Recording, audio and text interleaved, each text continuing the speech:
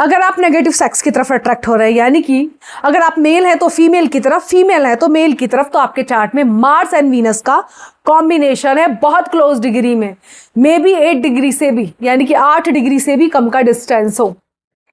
Mars body है, Mars देहा है, Venus sex है, वीनस भोग विलासिता है, इसीलिए आप नेगेटिव सेक्स की तरफ अट्रैक्ट हो रहे हैं।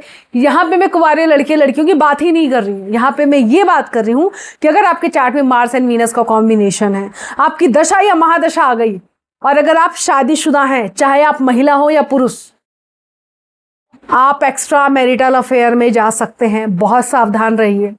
अब जिसके चार्ट में, सपोज किसी के चार्ट में मार्स एंड वीनस का कॉम्बिनेशन है, तो क्या वो एक्स्ट्रा मैरिटल अफेयर में हमेशा पड़ेगा? नहीं। जब दशा या महादशा का जो ड्यूरेशन होगा, 1 साल, 2 साल, 3 साल, उस ड्यूरेशन में ये प्रॉब्लम आएगी। ये काम कैसे करता है? सपोज आप एक मेल है, आपने एक लड़की देखी, आपको सुंदर लगी, उसके प्रति आपके मन में सेक्सुअल फीलिंग आ गई, अब आप उसको अप्रोच करने की कोशिश करेंगे। सेम आपने 1 हफ्ते बाद कोई दूसरी लड़की देखी, उसके लिए भी आपके मन में सेक्सुअल फीलिंग आ गई, आप अप्रोच करने की कोशिश करेंगे। मे बी आपने 1 महीने बाद कोई तीसरी लड़की देखी, आपको पसंद आ गई, सेम उसके साथ, और ये मेल फीमेल दोनों पे लागू होगा। अब मन में फीलिंग आई और वो जाके वो काम करे, दोनों में बहुत डिफरेंस है।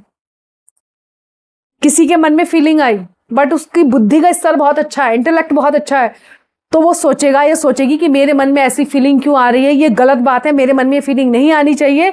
2 या 3 दिन उस सोच के साथ जूझते हुए वो उस चीज से बाहर निकल आएगा कि मुझे आगे जाना ही नहीं है, ये गलत चीज है। बट हाँ, बुद्धि भ्रष्ट होगी तो बंदा उसमें आगे बढ़ सकता है।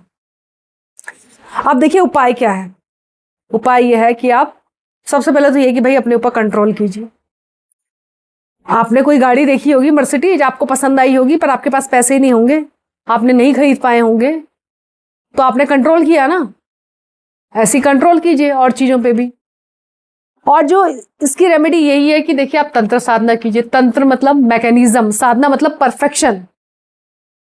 तो अगर आप, मार्स जो है वो आईटी डिपार्टमेंट को भी इंडिकेट करता है, तो सपोज आप एक इंजीनियर है, कोडिंग करते हैं, और आप तन मन धन से अपने काम में परफेक्शन के साथ लगे हुए हैं, ये जो कॉम्बिनेशन है आपको ज्यादा परेशान नहीं करेगी।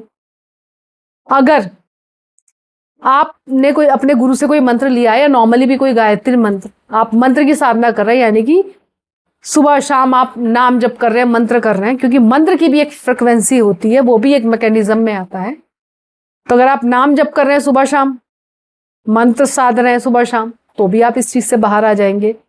और अगर आप जिम जा रहे हैं, हैवी वेट ट्रेनिंग कर रहे हैं, तो भी आप इस चीज से निजात पाएंगे। पर देखिए, अगर ये जो मार्स एंड वीनस का कॉम्बिनेशन वाला, ये बहुत बड़ा भोगी भी हो सकता है, और अगर ये अध्यात्म में आ जाए तो इससे बड़ा योगी कोई नहीं होगा। क्योंकि जब आप अध्यात्म में नहीं आते तो जो आपकी एनर्जी है ना, वो आपके स्वादिष्ठान चक्र यानी कि नाभि से नीचे फ्लो होता है। बट अगर आप अध्यात्म में आ जाते हैं तो जो एनर्जी का फ्लो है वो आपके हार्ट चक्र यानी कि ऊपर की तरफ फ्लो होता है।